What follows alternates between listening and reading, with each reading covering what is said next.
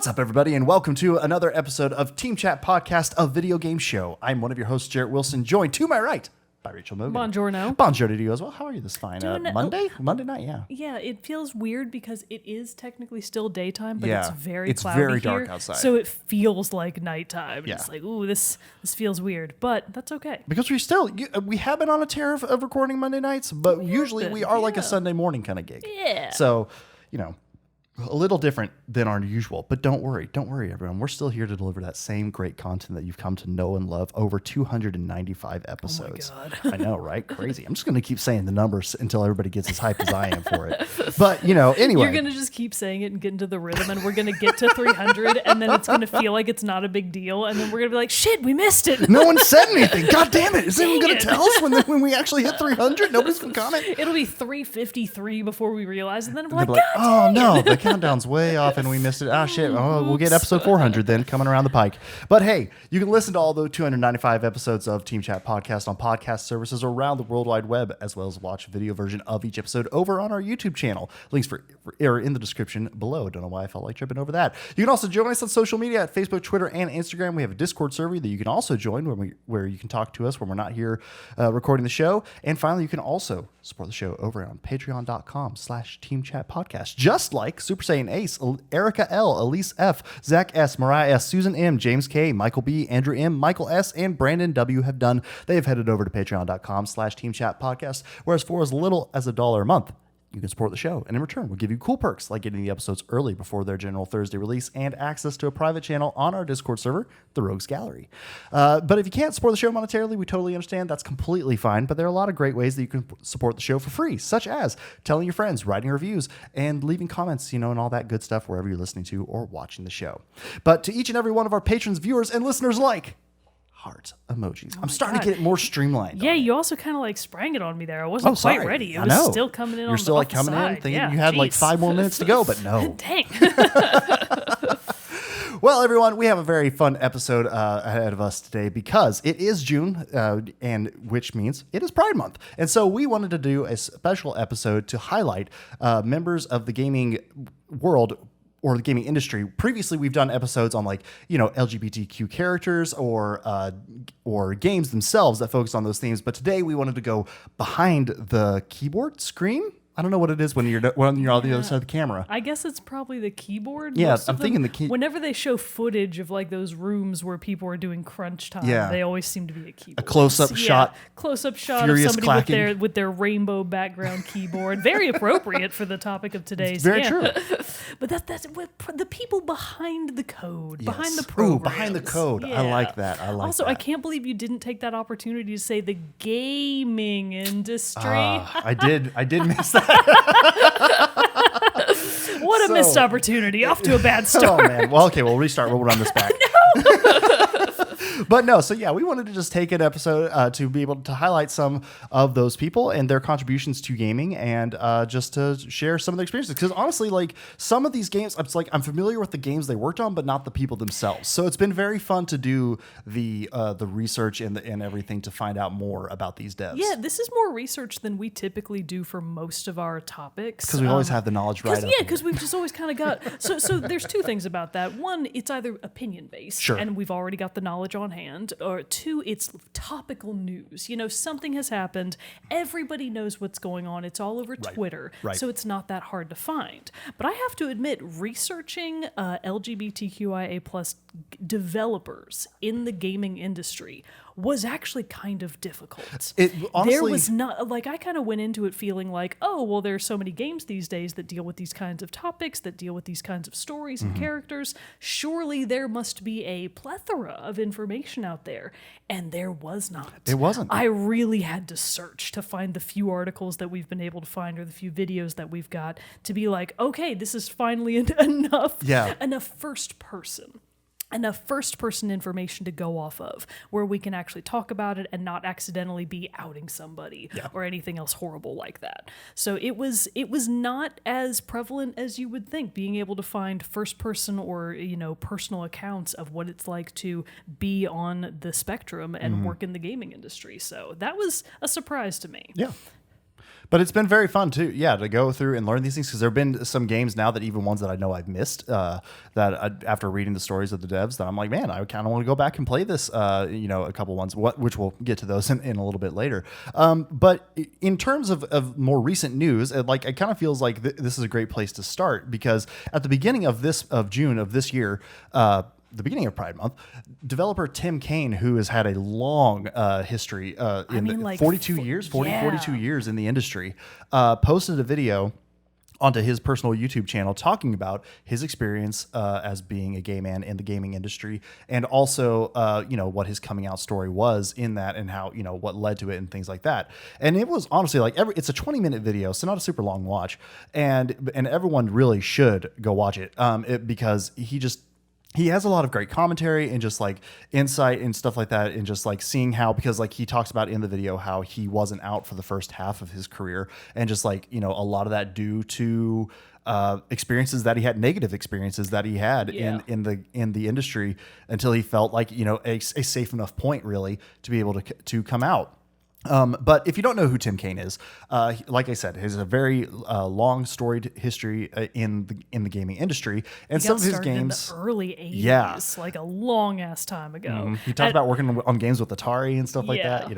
At developers studios that no one has heard of. Never. These places probably went out of business or got acquired a long time ago. The first one that he said that I was like, oh, I know that one, was Interplay. You actually knew that one? Yeah. I didn't. Now completely blanking on any games that they've done. I knew the name. I was like, I know this name. Well, it's like how I know EA Sports is in the game, but I fucking never play EA games. You haven't picked up FIFA or Madden? No. Once or twice? Not even a dabble? The one that I've played was that terrible Ewok hunt game that you bamboozled me with. That's not even EA Sports. It's just is it EA. not? Well, it's EA, but EA You Sports. get what I'm saying. But anyway, so he, worked on Arcanum of Steamworks and Magic Obscura, Temple of Elemental Evil, Vampire the Masquerade Bloodlines. That one, I had no idea that he worked on Vampire the Masquerade Bloodlines, which is same with Pillars of Eternity. Classic. I didn't know that he worked on Pillars of Eternity, which I guess I should have, because I actually just read the chapter on Pillars of Eternity. Well, it's actually been a bit now because I'm a very slow reader, but I read the chapter about Pillars of Eternity's development in Jason Schreier's book, Blood, Sweat, and Pixels and stuff, which also very good. Probably read. It's very good. But I can't read, Jared. That's true. It's for chumps. It's for chumps. What am I supposed to do? Well, I mean, I say read very lightly because I started that book probably 2 years ago. And it's not. I assumed it was a recent release. It's like 2 years old, and I read a chapter every 3 months or something. You know what? That's about the pace that I can really handle. And then much more recently, Tim Kaine was one of the co-directors of The Outer Worlds, which is kind of another more recent. I'm not technically sure. Does it count as an indie game? Outer Worlds? I feel like it, at least thematically, feels. I mean, Obsidian is a pretty big dev. Yeah, that's true. So I feel like I don't remember now who actually did the publishing, if it was Obsidian or not, but still, if it was self-published. But I feel like for how big that one was, I don't think Outer Worlds you're probably was. right about I could be completely wrong. But Someone Outer correct us Worlds if you was were. very well received by basically everyone who has ever played it, and I keep getting people still telling me you got to play the Outer Worlds, and I'm like, I know, I'm working on it. At some point, I'll be able to play it. I swear. But still, it's like his video. Obviously, he's had a very long and storied career, especially to be in it for 42 years, and to be one of the what you would say OG founders of the current games industry. And I mean, something that I really thought was impactful in his video was he talks about not only being one of the he says in the video that he's the only gay man he knows that's been in the industry that long, and that when he was coming up in the industry, he had no mentors. He had no one else like him to go to for advice, or for hey, is XYZ company going to be cool about this? Yeah. Or is this a good environment for me? Is it not? He didn't have anybody like that. But more to that point, he doesn't even currently meet many other people, period, that have been in the video games industry as long as he has, consistently. And I thought that was oh, wow, he's right. I mean, unless you've got devs that were working back in the 70s, again, during those really early Pong and Atari days. Right. he doesn't have that much competition for like king crown of like, I've been here the longest. Right, bitch. right. And so it's just, and it's been just one of those things too, where it's like, he talked about not coming, like we said earlier, like not coming out for half of his career and everything, just because and some of the stories he told were like, either some of it was never because himself wasn't out. It was just like things he overheard a lot. He talked about a coworker at another studio who was trans, and then like overhearing women being like, I don't want to use that bathroom, and like different stuff like that, and just like him trying to like step in and be like, well, no, and then just getting shot down of like, oh, you wouldn't understand, and, just like demeaned and degraded for even having the opinion or try to stand up. But so then to your point of what he kind of talks about, which was a very inspiring thing, honestly, watching the video and hearing him talk about it, is how like he went off social media a few years ago. I think he said 2016, because he actually received a death threat and everything online because somebody played Fallout, and then looked it up later and found out that Tim Kaine was gay, and I guess just shat their pants. I guess and just could not handle it. And so, that understandably so was a very scary thing for him, and he jumped off social media. But then he talks about how in the next few years, slowly starting to go back out to conferences and speak and be at panels and everything, because he realized that like there needed to be that voice and, and that presence in the industry for other people, other LGBTQIA plus individuals to be able to, see an example and see, and, and like in a representation really. And so like, it was a really inspiring thing. It was really, it's a really well-made video. And one of the things that a lot of people, maybe, especially you and me, because neither of us are really big fans of the Fallout games, right? Right. But when I was actually just talked about that like an episode or two ago. We fucking hate Fallout. We're sorry, Tim Kaine, we love you, but the games. But something that I was learning more about the sort of the earlier days of the Fallout series is that Fallout 2 was one of the first open world RPGs that allowed for gay relationships. Oh, that's cool. And it was really notable for that. And I think I read in one of the interviews, it wasn't in this video, it was in some interview somewhere else with Tim Kaine about Fallout 2, where he was describing that wasn't even necessarily intentional. Like, yes, he's a gay man working in the games industry, that those sorts of experiences could inform game design. But in this case, it was really interesting. They were talking about, well, the environment back then for Fallout was like, we just have to push boundaries absolutely everywhere. Mm. We want to be going to the absolute limits of what people will basically tolerate across the board.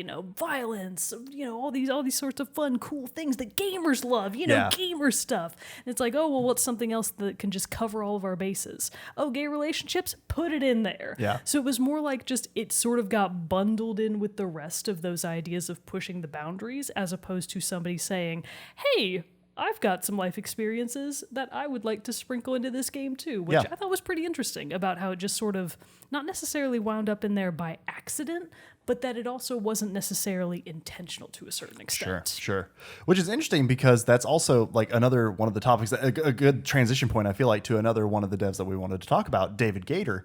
This is the opposite side of that spectrum. The opposite side of that spectrum a little bit, because it is, but more so the transition that I'm talking about is just the of how like the character, the more of the accident of like the event and then inspiring the character and stuff like that, because David Gator is a writer and one of the lead writers for Dragon Age Inquisition, and wound up writing the character of Dorian, who we've talked about a lot actually on past episodes, I think, or past Pride Month episodes and stuff like that, because it's just that damn mustache. That damn mustache in the Deborah mustache and the so tiny little soul patch. People can't get over this man. It's so good. And his hair's nice too. It's so good. Is great. And he's cool. And he's hot.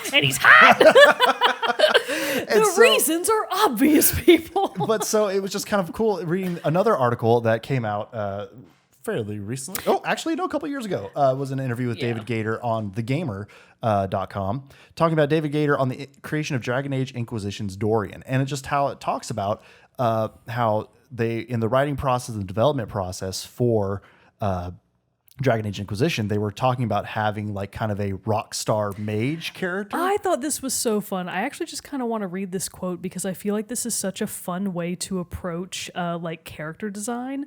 So where is it? Blah, blah, blah, blah. Gator and his, so this is to quote the article from The Gamer, Gator and his co-writers would come up with, air quotes, quick concepts to pitch the artists, as opposed to writing an entire character before the art team had a chance to inject their own input into it. And he goes on to say phrases like, we'd give them, the design team, phrases like rock star mage or grizzled warrior with just a paragraph blurb. And then we could do a lot with these, and the artists would come up with various ideas for them pretty quickly. It was much easier to see which ones clicked with the artists right away. Sometimes the portraits they produced inspired us in return. And he goes on to say the Rockstar Mage was one of these. And looking at Dorian, we've got him up on the screen, which is why I'm pointing off to the side. Looking at Dorian and then looking at the term Rockstar Mage, it's like, oh, that makes sense. He even goes on to say that the result looked a little bit like Freddie Mercury. Which I've never put the two and two together, totally but like it absolutely does.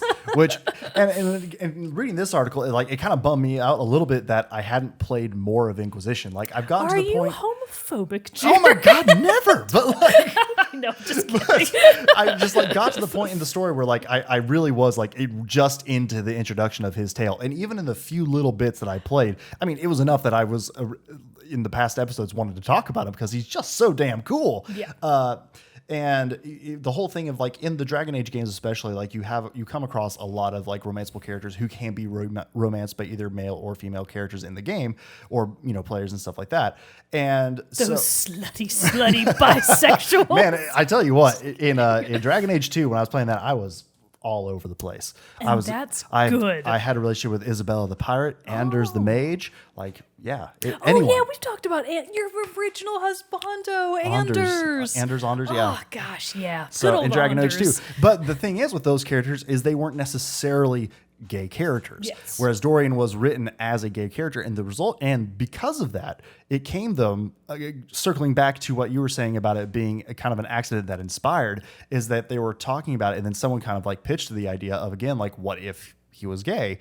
And then David Gator talks in this interview, in this article, about how that kind of was the light switch for him, being like, oh wait, he was had to leave his land because he wasn't accepted for who he was, and he didn't accept this, and it was such a staunch, moral, upright individual, left, in which he was oh, that kind of mirrors my personal story. And so he kind of was able to write the story of Dorian kind of referencing his own, which I thought was an incredible, I know that life imitates art, and that's a thing that we talk about, but still it's very cool to get to have, especially since it wasn't necessarily the outset or the intent when the character of Dorian was first pitched, that David Gator was able to take Dorian and mold him to be modeled after himself. And I think that's part of the reason that so many people sort of grab onto Dorian, not just because he's a gay character, but because a lot of the narrative that surrounds his story is one of the better developed ones, or at least not better developed, but seems a lot more focused. Yes. And because they went on to say that in the beginning, his whole backstory was that he had to leave his homeland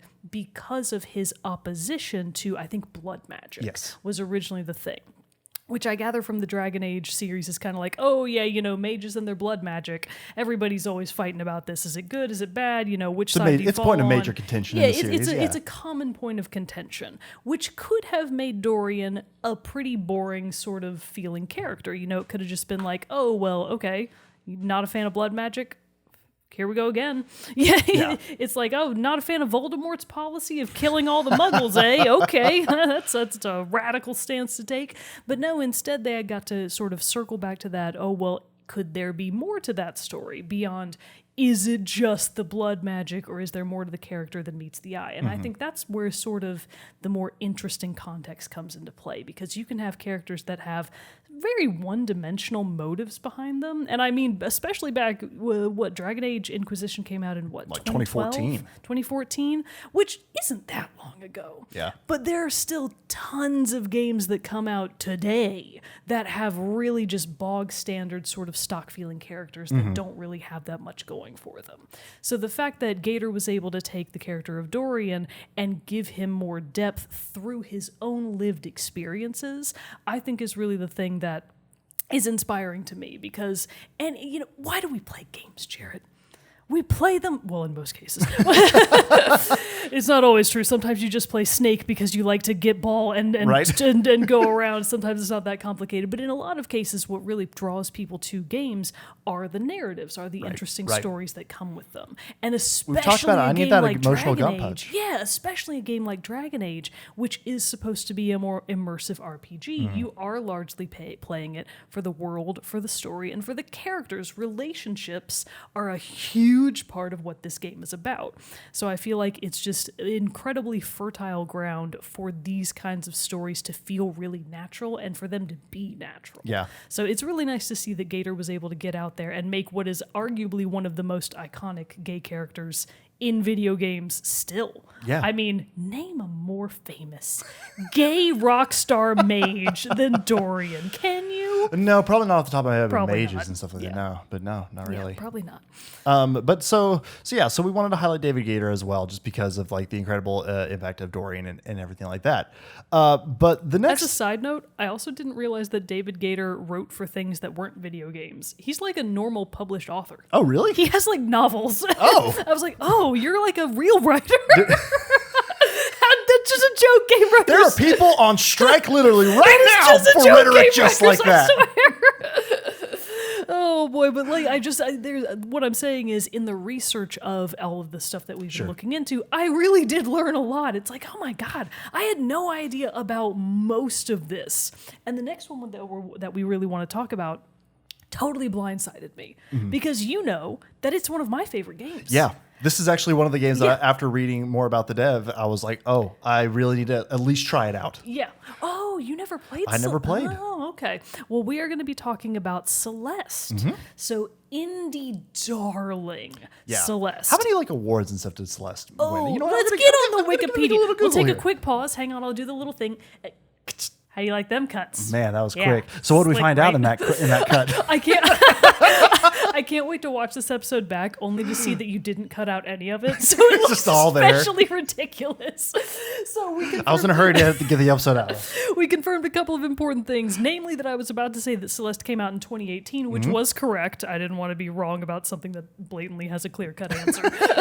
And that Celeste was nominated for 30 awards Incredible. and won 8 of them? 9. 9 of them, and won 9 of those, including things like Games for Impact at the Game Awards, Best Indie Game at I think the Indie Games Festival or something like that. It won one of the South by Southwest Gaming Awards. So Celeste is pretty much, it is hard to find someone that has played Celeste that is over here in their own little corner saying, I think it was bad. And I did not enjoy it, frankly. I mean, the reason why I didn't jump on it, I believe I actually have it through on one of the systems or It's not softwares. expensive. It's one of those indie priced games. Oh, for sure. And I never jumped on it because it looked like Hollow Knight levels difficulty, which scared me away. It's not, and you know, I know the game itself is obviously understand beloved that. and everything, but that's been the thing that kind of scared me away from it. But after doing our research and everything for this episode and reading more about the devs and the process behind it, it's like, oh no, I really need to give this game a shot and try it out because it has way more depth to it than I realized that it did, honestly. And Because I just thought it was girl climbs mountain and it's hard. it does seem Collects that way flying on the, strawberries. Collect flying strawberry, climb mountain, profit. That's the calculation. Yeah. It definitely seems that way on the surface, so I can definitely understand somebody looking at Celeste and maybe not necessarily being interested in that, especially from the difficulty perspective. I shouldn't necessarily say that people, that there's no one out there that didn't enjoy Celeste, because I'm sure there are people that came up against the difficulty wall and said, you know what? This is not for me. I was more making the point of most people that have played Celeste aren't saying that it's a bad game. They might just not have had a very good time with it for the mechanics, for the difficulty curve of it a little bit later on. But for the most part, it is almost a universally loved game. Yes. And when I first played it back in, I think I played it either in 2018 or in 2019. I feel like it was pretty close to when it came out. It was really close to when it came out. Ooh, because was that during when we were doing our platformer series? I think that's why I played it. It might have been. Yeah, it might have been. I'll have to go check that out, too. Anyways, we'll check the timeline on it. The point is, Celeste came out in 2018, and I'm pretty sure that I played it around around that time, maybe not necessarily. I very rarely play games when they come out, and I'm sure that Celeste was a tiny indie game, so when it came out, I don't think it was on most people's radars immediately, the same way a big AAA game is. So at some point in either 2018 or 2019, we tried to check the receipts on our YouTube channel, and neither of us could find it. Oh no, I did actually. Oh, okay. What was the year? I did just find it. For 3 years ago is what it says. We did this episode on. So episode 188. Oh my God, we were babies. Little babies. Oh my God, we were babies. Yeah. Like 2 studio setups ago. Oh man, yeah. Oh, we still had the table. Yeah, the wonderful little table. R.I.P. in peace table. Anyways, the point being, I think I played Celeste either in 2018 or 2020.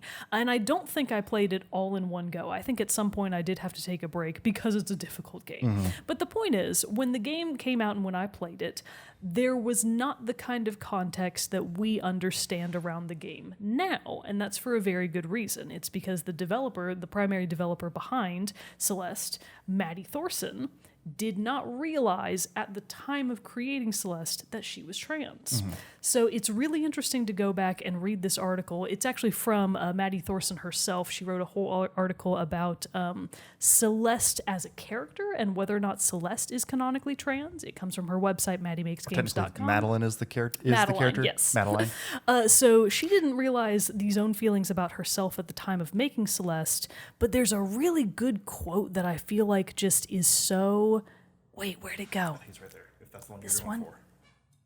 Yes. When I wrote Celeste, so this is a quote from Maddie herself. When I wrote Celeste, I sincerely believed that I was cisgender, but I was nevertheless waist deep in gender feelings. I love that phrase. Waist deep in gender feelings, parentheses, among other anxieties.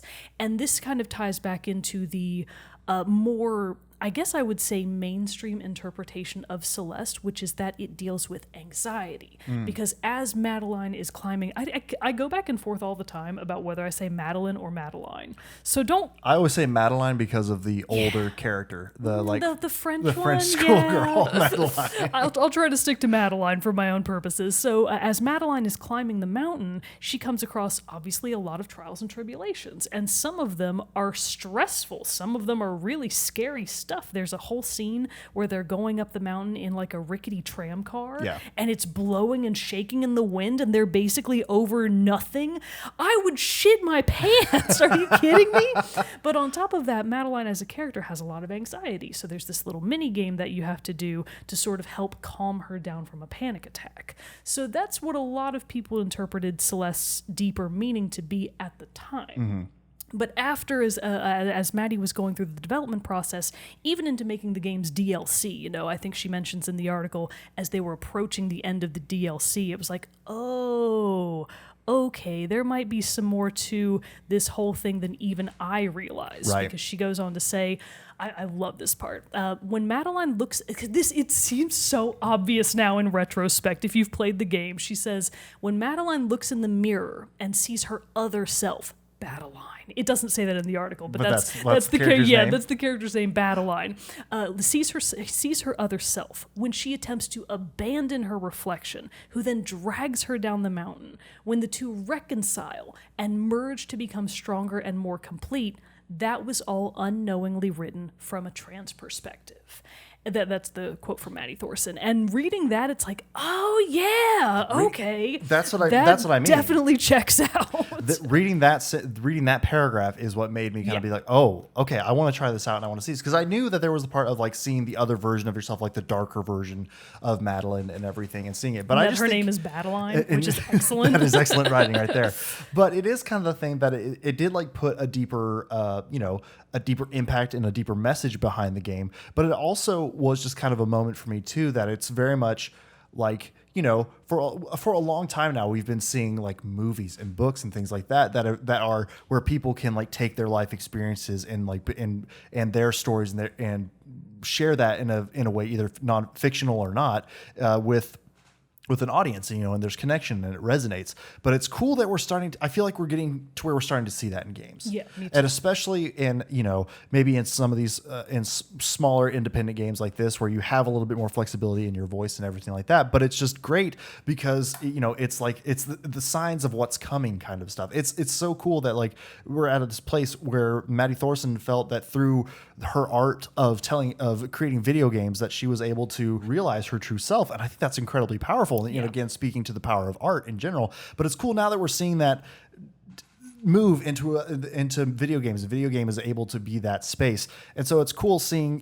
We started talking about Tim Kaine and his long experience in the game industry, the old guard of the game, the old guard, and then starting to see the new guard coming up with Maddie Thorson, and then also at the same time Lena Raine, who composed the music for This Celeste. was another one that blindsided me. I had no idea that Celeste was just steeped in awesome gayness. It's like, right? Oh my God, who would have thought? So Lena Raine, who we featured before in at least one. We've talked about Celeste soundtracks and a lot. I know it was probably what's the track?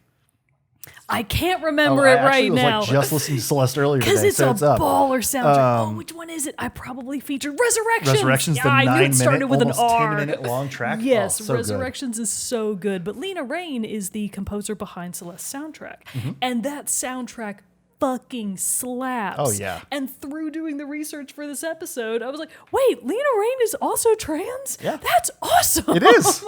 It's just the things that you, and this is kind of something that Fuchsia and I were just chatting about on Discord the other day. We were talking about the topic because we posted in the Discord and we were trying to get community feedback for it. Obviously, everybody else went to Google and went, not a lot here.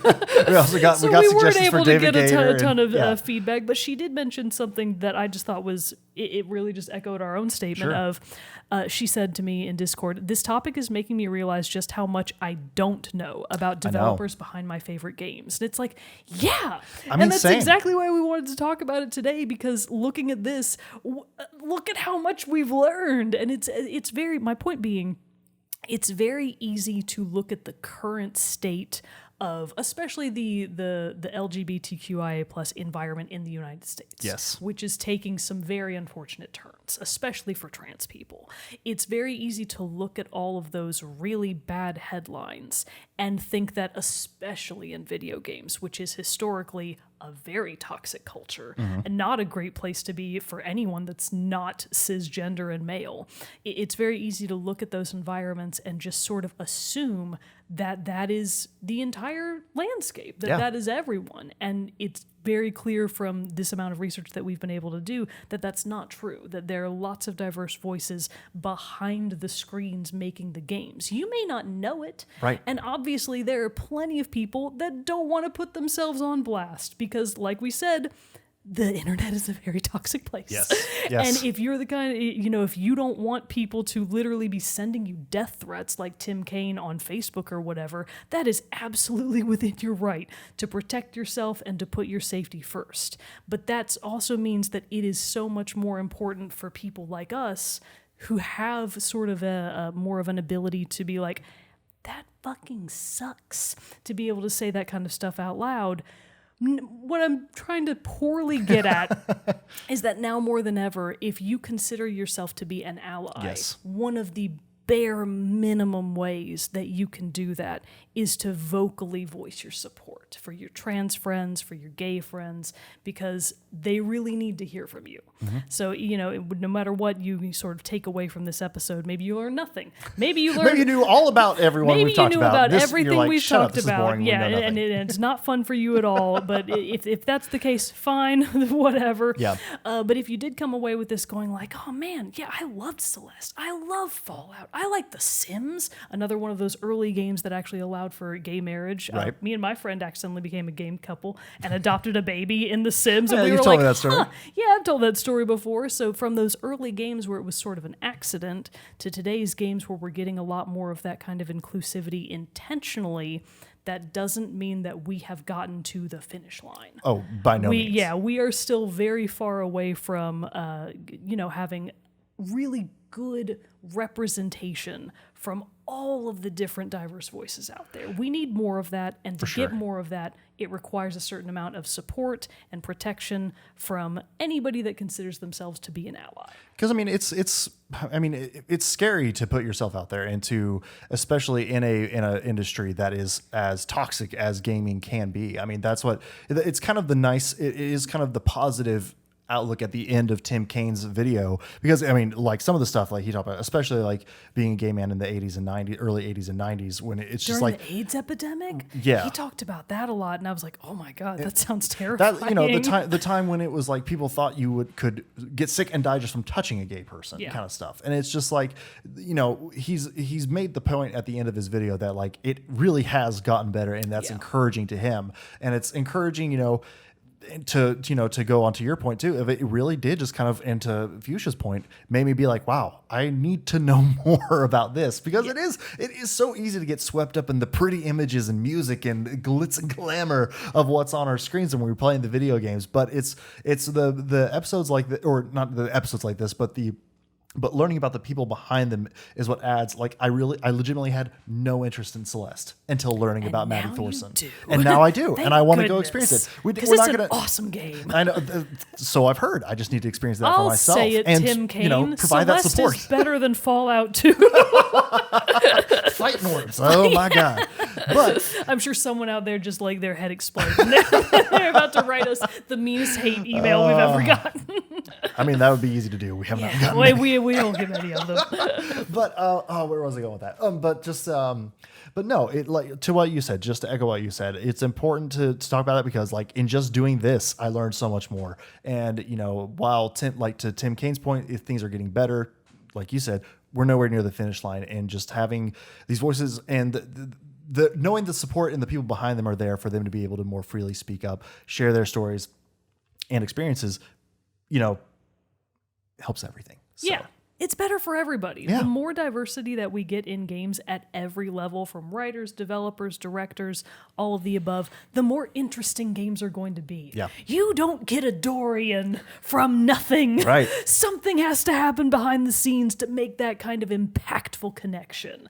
So I am obviously we're not going to be over here being like, boo, gays and gaming, get rid of that. No, obviously you and I are very vocally in support of that, but for good reason, because it makes the entire landscape richer. It makes all the narratives more interesting. You can get a much more unique experience when you are playing a game that is informed by someone that has a completely different life from you. Yeah. So it's really important, and I feel like they are able to discuss their stories in a public way. I think we're going to realize more and more that it is much more prevalent than people even think now it is. Oh, absolutely, 100%. While that feels like a good place to kind of wrap it together, I knew you had one more that we wanted to talk about before we did wrap up this episode. And this one actually came from Bro Mogan. So Bro Mogan clued me into this, because this is another one that I absolutely never would have seen coming.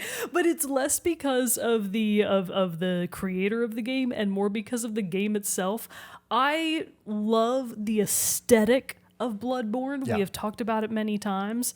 Do I like Bloodborne as in it is a game that I play?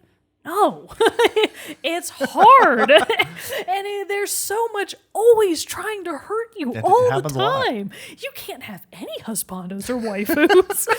They're all monstrous beings. They're all monstrous. And even if you do happen to make a connection with someone, it's very likely they're going to die a terrible fate. It's very true. Bloodborne is not the kind of game that fosters the fluffy romance that I'm looking for in my gaming experience. But the creator of the very well-received Bloodborne D-Make. So the PlayStation 1 fan-created Bloodborne D-Make was made by Lilith Walther, who herself is a trans woman, she, her pronouns. And I just never would have seen that coming at all. So writing in an interview with so for starters, this website, what a great website. No, this has added more to my in doing this too. I feel bad that we didn't know about this website. This is one of the ones that I think I will actually come back to reference in the future, because I did poke a lot around their website more recently, just because I was like, how have I never heard about this place before? It's gaming.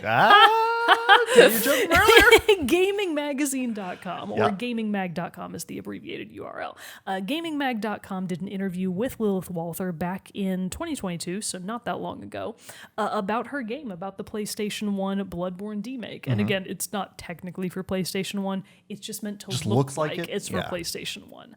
And the topic of the the title of the article is Bloodborne PSX creator explains why the original is, air quotes, so transgender. Which I just love because it makes me think of That's So Raven, the Disney show. Anyways, so talking to Lilith Walther about the game that she makes, it was a really interesting experience because it goes into a few points that we don't often talk about on the show because they just don't naturally come up.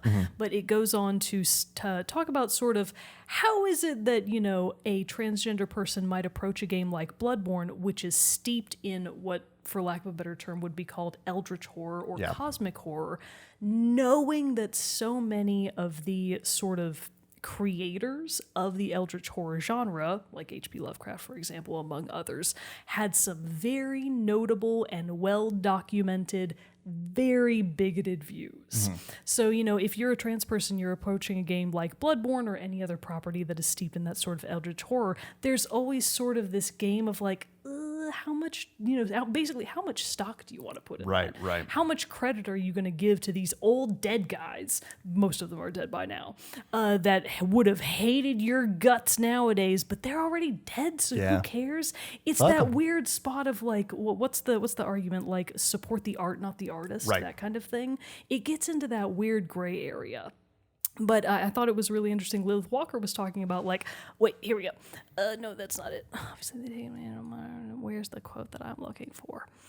Yes. Okay, here we go. So Walther, this is directly from the article. Walther went on to explain how they first played Bloodborne back in 2017. She wasn't out as trans at the time, much like Maddie Thorson, allowing it to stick with her as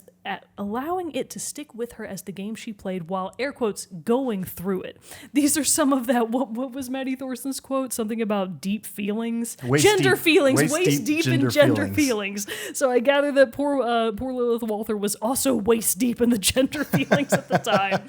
So basically she was going through it at the time that she was playing Bloodborne the original, which is a little surprising given the history of Gothic horror, of the Gothic horror stories that inspired Bloodborne. So it is kind of difficult to be like, okay, well, how do you want to approach this? Do you want to sort of try to address it head on, or just be like, no, I think that the game can be, or to Lilith Walker's point, she goes on to say that Bloodborne is a story that goes in the exact opposite direction of a lot of the, I'm paraphrasing here. She's saying that Bloodborne is a story that goes in the exact opposite direction of a lot of the toxicity that was part of that foundational old guard of the eldritch horror genre. When asked about the genre's complex history, it kind of talks shit about the people in power, talking about Bloodborne the game.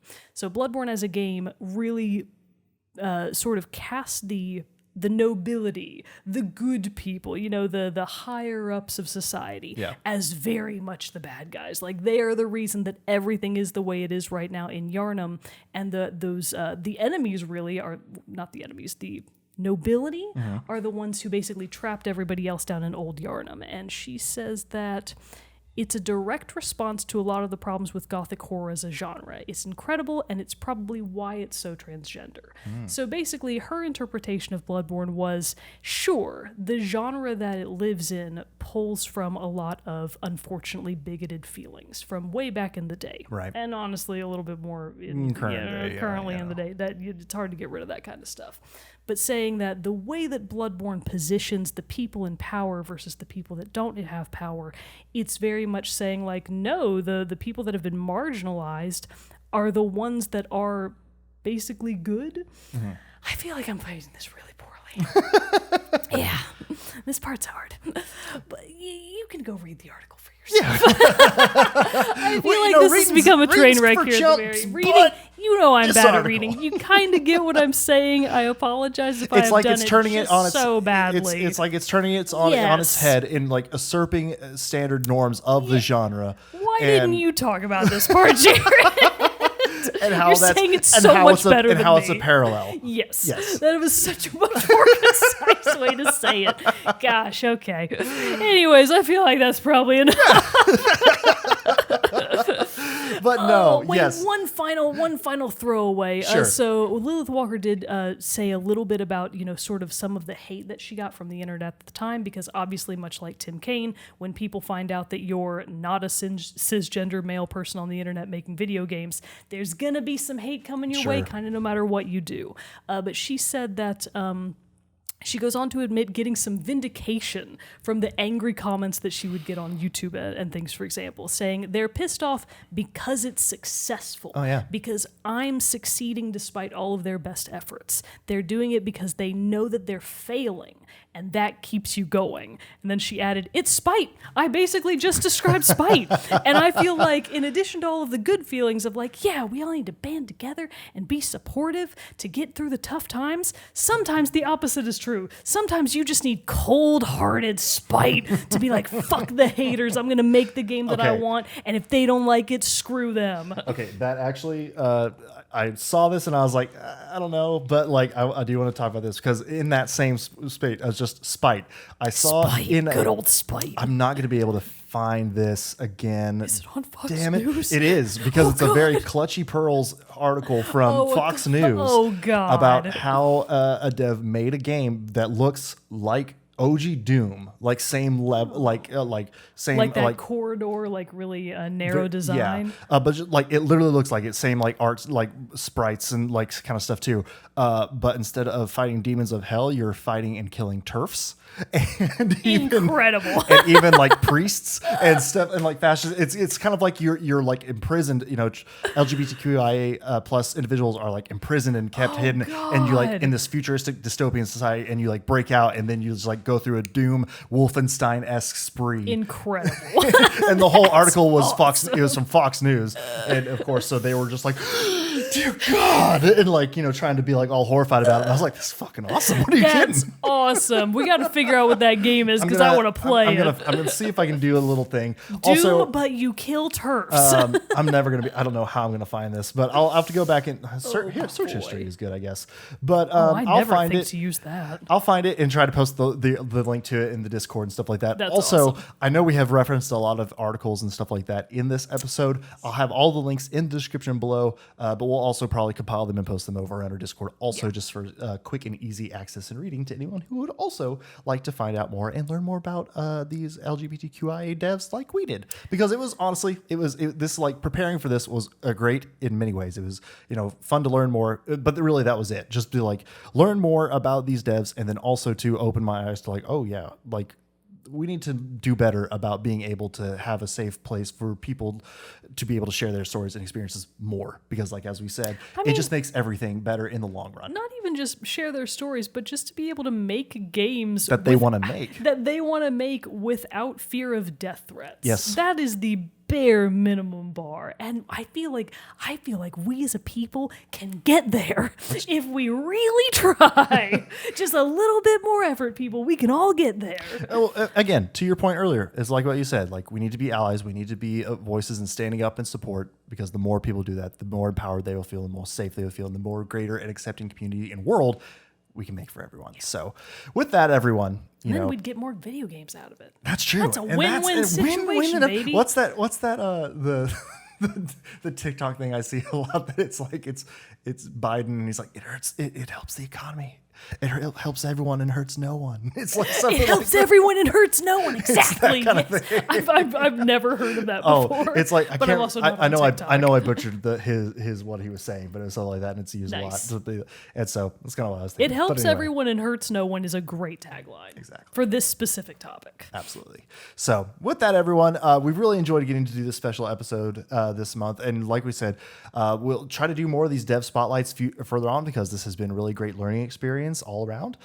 So share with us some more of your thoughts on this episode, or some of your other favorite LGBTQIA developers that we didn't have a chance to touch on today. But let us know by sending us an email, teamchatpodcast@gmail.com, commenting below wherever you're listening to or watching the show. Join our Discord and talk about it with us there. We'd love to hear from you. But until next time, everybody, I am one of your hosts, Jarrett Wilson, joined to my right by Rachel Moon. Adios. We'll see you all next time.